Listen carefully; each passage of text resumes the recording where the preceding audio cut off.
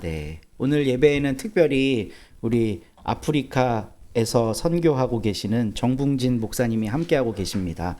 한국에 오실 때마다 이제 저희 교회 찾아와 주시고 함께 예배 드리는데요. 감사드리고 지금 살이 너무 많이 빠지셔갖고 걱정스러운데 우리 함께 기도해 주시면 좋겠습니다. 혹시 이분이 누군 줄 아시나요? 네, 위르겐 몰트만이라고 하는 신학자입니다. 나이 되게 많은 줄 아는데 1926년생입니다. 여기 계신 류봉숙 권사님보다 2살 동생이에요. 네, 류봉숙 권사님 24년생이시니까 와, 이분이 한 10여 년 전에 한국에 엄청 자주 와요. 자주 오는 이유가 한국에 제자들이 많습니다. 그러니까 이분한테 가서 박사하고 온 제자들이 한국에서 이미 거의 다 시니어 은퇴한 교수들이에요. 그러니까 이제 제자들이 스승님 모시고 한국을 많이 소개를 해서 이분이 말년에는 한국에 굉장한 관심을 갖게 됐어요. 근데 참 아이러니한 거는 이분은 이제 그 포로 수용소에서 절망스러운 삶을 경험했던 사람이거든요. 근데 청년 시절에 20대 시절에 포로 수용소에서의 그 경험이 이분이 40대 50대가 되면서 자신의 신학을 전개해 나갈 때 엄청난 자양분이 됩니다. 그래서 희망의 신학이라고 하는 이거는 전 세계 신학자들이 안 읽기가 어려운 정도로 유명한 책인데 그 희망의 신학이라는 책을 쓰셨고 종말론과 관련된 책들을 굉장히 많이 쓰셨습니다. 오시는 하나님, 십자가에 달리신 예수님, 여러 가지 책들 쓰셨는데요. 한국에 한번 오셨을 때 제가 막 신학교 졸업하고 신대원 다니기 시작했을 때인데 이분 오신다 그래서 동기 몇 명하고 한번 만나러 간 적이 있어요. 그래서 강연을 하는데 무슨 말인지 기억은 하나도 안 나고 같이 사진을 한번 찍었다는 그런 추억만 갖고 있는데 이 모습이나 그때 모습이나 비슷합니다. 그러니까 요 정도 모습일 때 한번 뵀었어요. 우리 이엄지 목사 이런 사람들하고 같이 갔었습니다. 김광영 목사도 같이 갔었고. 근데 이분 이야기를 꺼내는 이유가요. 제가 이제 대학원 다닐 때 한 학기를 몰트만 신학 수업을 들은 적이 있거든요. 근데 이분 종말론 책을 읽다가 이거를 과연 한국 교회가 받아들일 수 있을까 싶은 대목을 발견한 거예요. 이분의 구원론은 예수 믿으면 천국 가고 안 믿으면 지옥 가는 이런 거 없습니다. 이분의 구원론은 만유를 창조하신 하나님의 구원의 완성이라는 건 그 창조의 회복이고 하나님은 결국 마침내 드러난 하나님 나라는 지으신 모든 것을 회복시키는 거다라고 이야기를 해요. 저는 이 몰트만이라는 신학자가 이 이야기를 했다는 게 굉장히 중요하다고 봐요. 포로 수용소에 갇혀 있었으면 자기 생명을 빼앗으려고 하는 악의 세력을 본 거잖아요. 보통 그런 걸 경험한 사람들은 이중 심판론을 얘기하게 돼 있어요. 누구는 구원하고 누구는 유기해야 돼, 구원으로부터. 칼빈의 이중 예정론이 그겁니다, 바로. 그러니까 누구는 구원하고 누구는 유기해야 속이 후련한 거예요. 그런 참혹한 그 상황을 경험했던 사람은. 근데 일반인이 아니라 편안하게 살다가 행복하게 마무리하는 사람이 인생은 아름다운 거야. 하나님은 모두를 다 구원하시고 모두를 사랑해. 이러면 이게 논리적으로 맞는데 그 끔찍한 경험을 한 사람이 만유를 회복시키시는 하나님을 얘기했다는 데서 저는 더 깊은 감동이 있었어요. 이거는 원수를 사랑하라고 복음서를 통해 가르치신 예수님의 말씀이 완전히 유전자에 입력이 된 거거든요. 그런 존재들까지도 하나님은 결국 회복시키신다는 거 아니에요? 거기에 선뜻 동의하기가 되게 어렵습니다. 아까 우리 용 집사님 기도하실 때 나라 꼴 돌아가는 거 보니 이게 말이 아닌데 하나님이 그들을 구원하신다 그러면 마음이 편하겠어요? 하나님이 우리나라 위정자들을 사랑하십니다. 민주당도 사랑하시고 국민의힘도 사랑하십니다. 김건희도 사랑하시고 이러면 우린 동의가 안 될 거 아니에요. 저는 빼주세요. 네, 동의가 안 되는 분들이 있을 거 아니에요.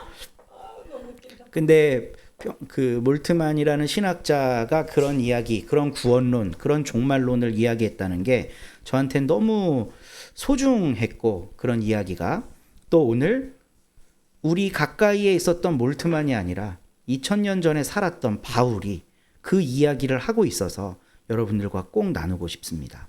우리 25절부터 27절까지 정 집사님 가능하시면 읽어주시면 좋겠습니다.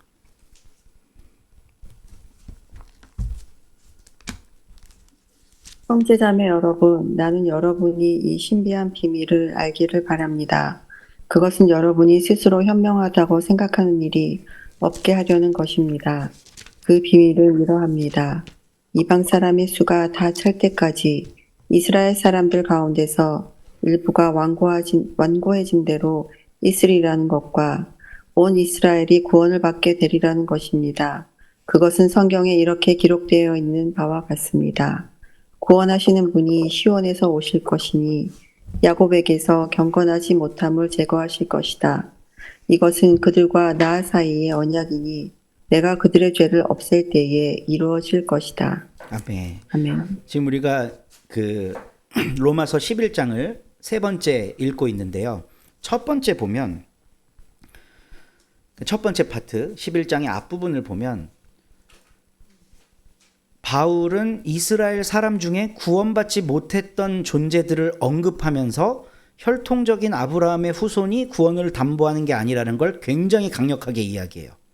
오히려 더 완악해져서 하나님으로부터 심판받은 이스라엘 백성들을 열거해요. 다윗의 입을 빌려서 그런 자들은 밥상머리 앞에서, 이때 밥상은 제사상이라 그랬죠. 자기들의 예배 때문에 거꾸러지게 하시고 등이 굽게 하시고 멸망하게 해달라는 그 다윗의 기도문을 인용하면서 그런 진노를 받아야 할 이스라엘 백성들이 있었다는 걸 언급합니다. 그러니까 혈통적인 유대인이라고 해서 구원의 대상이 아니다.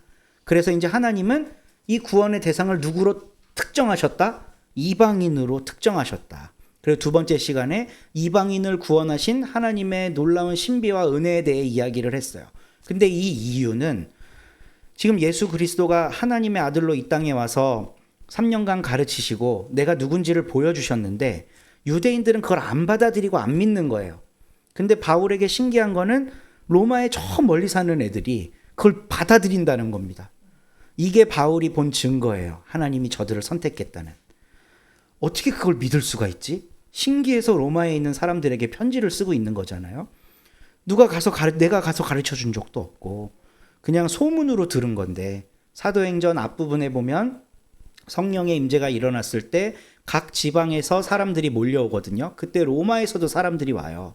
그리고 그 사람들이 돌아가서 전했을 거 아니에요. 내가 유대에서 신비한 일을 경험했어. 예루살렘 인근에서 막 폭발적인 영적 에너지가 일어났는데 그 사람들이 따르는 자가 예수라는 사람이더라. 근데 알고 봤더니 우리 군법에 의해, 우리 로마 재판정에 의해 반역자로 사형 판결 받았대. 근데 신기한 게 그게 다시 살아났다지 뭐야? 우리가 틀린 거 아니겠어? 우리 로마 법정이 잘못된 판결을 내렸던 거 아니겠어? 신이 그를 다시 살렸기 때문에 그가 옳은 거지 로마가 옳은 게 아니었어. 라고 생각했던 사람들이 로마의 교회를 이루고 살고 있었고 바울은 그게 너무 신기해서 이들을 위로하고 격려하고 참된 복음을 전하기 위해 붓을 든 거죠. 정리해 주기 위해서. 그래서 지난번 두 번째 시간에는 비록 하나님이 그들을 선택하셨고 그들이 믿음으로 응답해서 구원받은 백성이 되었지만 교만하지 말라고 바울이 일침을 놨습니다. 너희들은 원래 돌 감람나무야. 원 줄기 없이 가지는 버틸 수가 없어. 예수 그리스도 하나님이신 그 원줄기에 붙어 있을 때만 영양분을 공급받을 수 있어. 교만하지 마. 원래 붙어 있었던 참 감람나무 가지들 왜 잘렸는지 봤지? 저들처럼 하면 너희도 잘려. 라고 교만하지 말라고 이제 로마서 11장 중반부에 이야기를 합니다. 그러면서 오늘은 11장의 마지막 부분이고 그 모든 내용들을 정리하면서 그럼 도대체 바울은 이방인 편이냐 유대인 편이냐 계속 헷갈리게 얘기를 하거든요. 그 정리를 하는 대목입니다. 이 정리가 바로 신비한 비밀이라고 이야기를 하고 있고 이방 사람의 수가 다 찰 때까지 이스라엘 사람들 가운데 일부가 완고해진 대로 있을 거래요. 지금 그건 현상입니다. 바울이 경험하고 있는 현상. 고린도 교회에서 회당에서 전도했더니 애들이 돌 들고 나타나는 거예요. 저거 미친놈이라고. 그러니까 그런 걸 경험하니까 이 유대인들은 아무리 내가 설득하려 해도 안 되겠구나 하고 그 완악한 유대인들을 보고 있는 그 상황을 지금 글로 표현하고 있는 거예요. 이방인들이 지금 점점 예수 안에서 풍성한 영적인 세계를 경험해 나가고 있는데 이스라엘은 완고해 있을 거다. 그런데 그 완고함이 영원한 건 아니다. 하나님의 약속은 결코 변하는 법이 없는데 하나님은 당신의 백성 이스라엘 자손도 구원하기로 약속하셨다 하는 이야기를 뒷부분에 하고 계십니다. 28, 29절 우리 용 집사님 읽어주세요.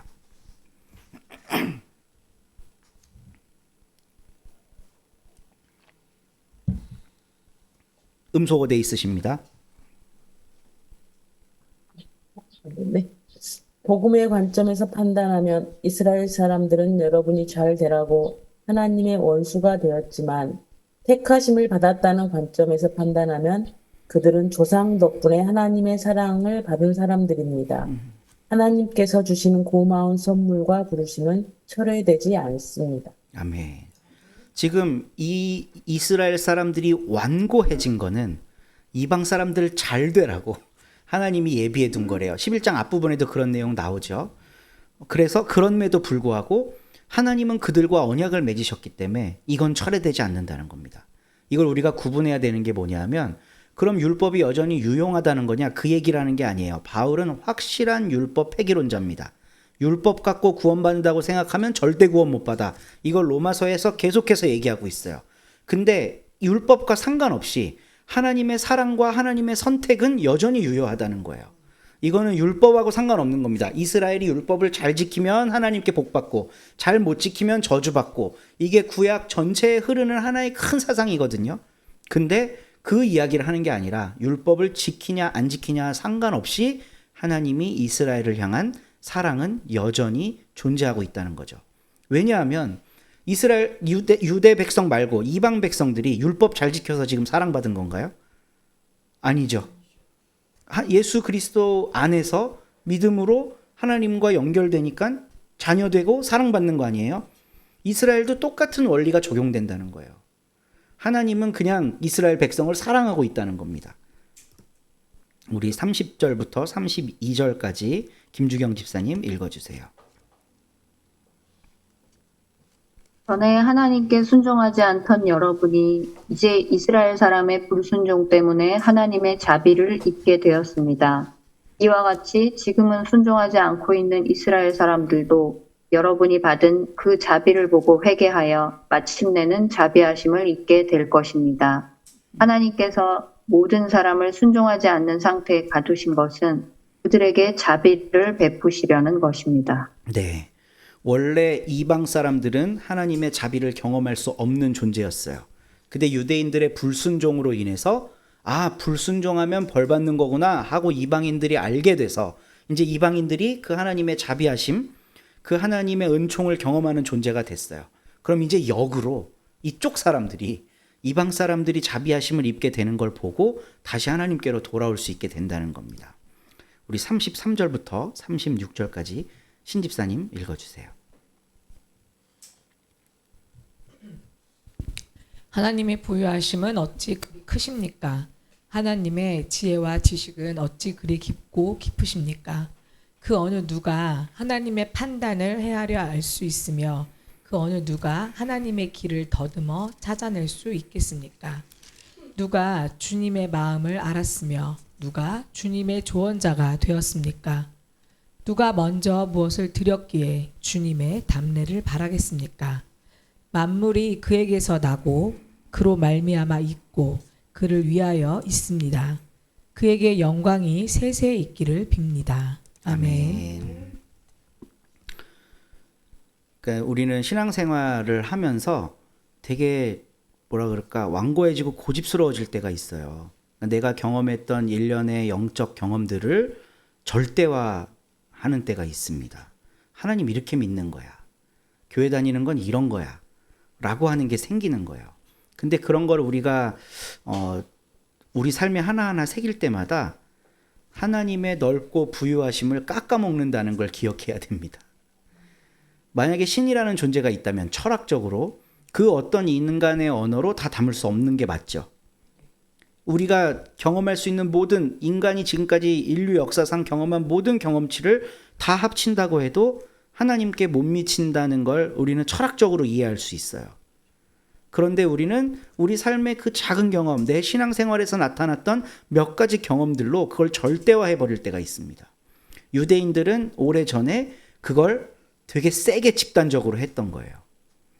할례 받아야 되고 율법 지켜야 되고 이방인도 개종할 수 있어. 근데 할례 받고 율법 지켜야 돼. 이거 안 하면 하나님 언약 백성 아니야. 구원 못 받아. 라는 걸 교리로 만든 겁니다. 바울은 지금 그거를 완전히 깨부시고 있습니다. 그렇게 구원받는 거라면 하나님이 얼마나 조그만한 분이냐. 바울의 영적 스승이었던 스데반이 왜 돌에 맞아 죽었는지 기억하실 겁니다. 스데반이 솔로몬의 성전을 대차게 깠거든요. 예루살렘 성전이니 뭐니 모든 성전에서 행해지는 일들을 사정없이 깠어요. 솔로몬의 기도를 인용하면서. 솔로몬이 성전을 건축한 다음에 이 초라한 집에 하나님을 모시기 내가 너무 부끄러운데 이걸 어떻게 제가 하나님의 집이라고 감히 이름을 붙이겠습니까? 덜덜덜 떨면서 솔로몬이 자기가 지어놓은 그 성전을 초라하고 부끄러운 존재로 하나님께 고백하거든요. 근데 이게 시간이 흐르니까 성전이 절대화되는 거예요. 여러분, 하나님은 어디서 만날 수 있나요? 우리 서로 교회 교인들은 깨어있는 신앙들이기 때문에 좋은 답이 나와야 되는데 교회요 이러면 이제 지옥 가는 거예요.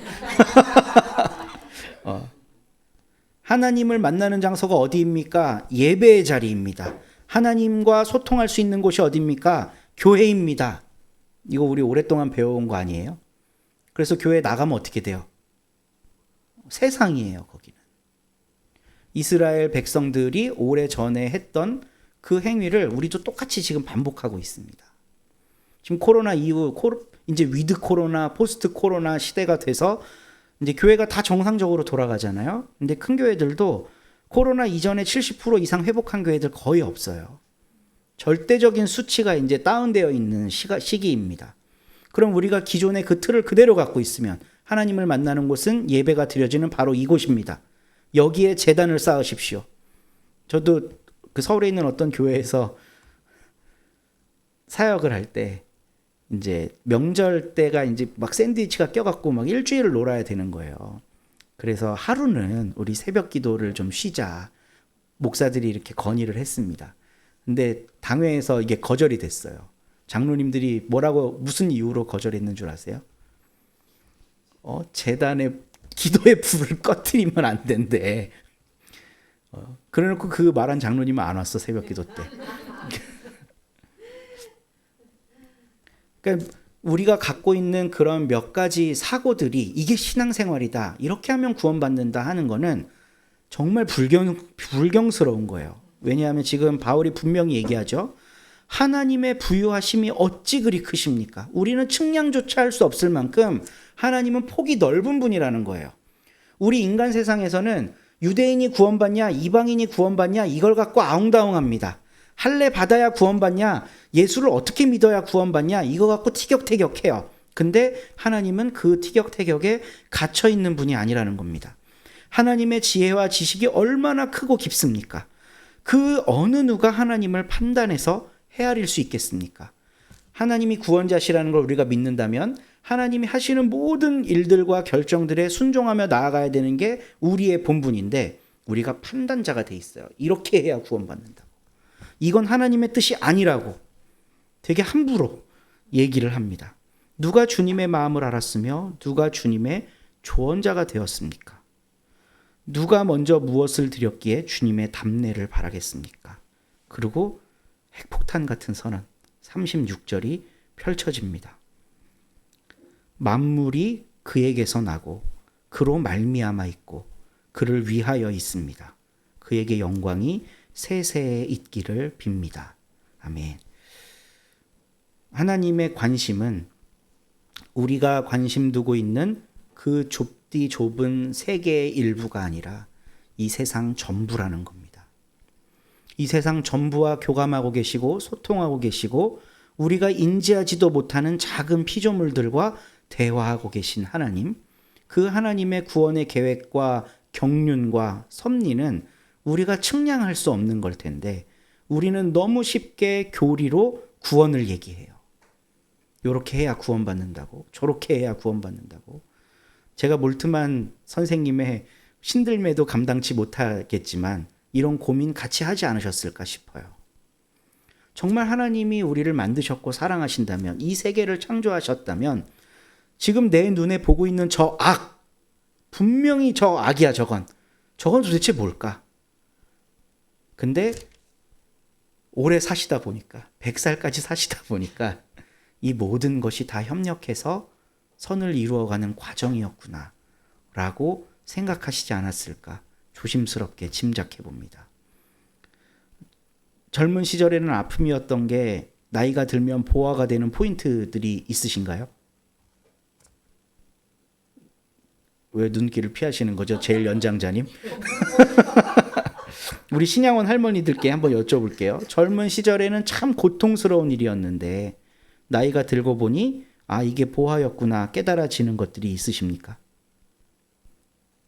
이렇게 어려운 질문을 했나 봐.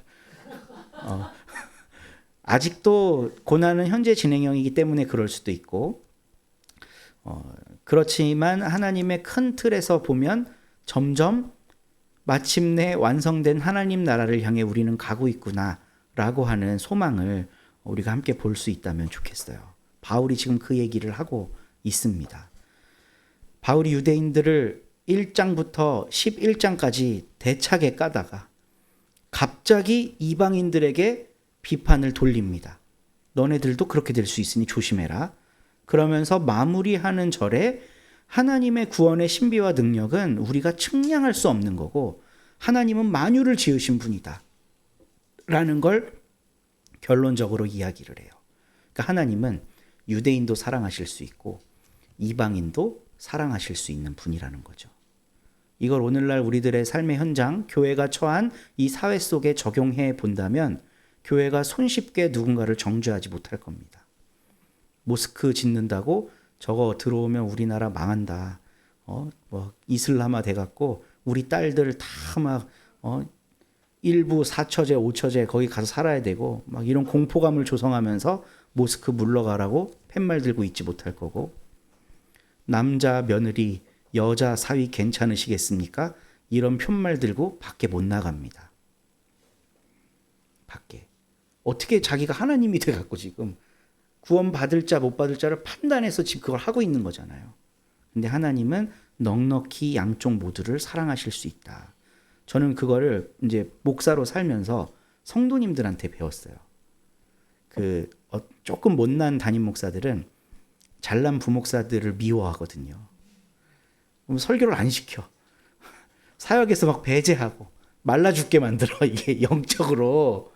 근데 어떤 평신도 분들이 책을 쓰셨는데 그 제목이 정말 저를 깜짝 놀라게 했어요. 목사님, 저희는 이쪽도 저쪽도 다 사랑할 수 있습니다. 책 제목이야. 둘 다 사랑할 수 있다고. 그러니까 평신도 분들은 이미 담임 목사는 담임 목사대로 좋아하고 부목사는 부목사대로 사랑할 수 있는 넉넉한 마음이 돼 있는데, 이 완악한 목사들이 그걸 모르고 조금 잘하는 것 같으면 저게 나의 인기를 갉아먹는 거 아니야? 하고 억압하고 핍박하는 거거든요. 그거를 반대로 적용해서 우리 하나님은 넉넉한 분이시기 때문에 만유를 품으실 수 있다. 비록 현실 세계를 살아가는 내 눈에는 저게 악으로 보이고 때로는 그것과 투쟁하기도 하고 그렇게 살아가는 게 우리들의 인생이지만, 우리가 가져야 되는 궁극적인 비전, 하나님은 모든 것을 회복시키시는 창조자요 주권자이시다. 이 믿음이 우리 안에 꽃 피어나기를 주님의 이름으로 소망합니다.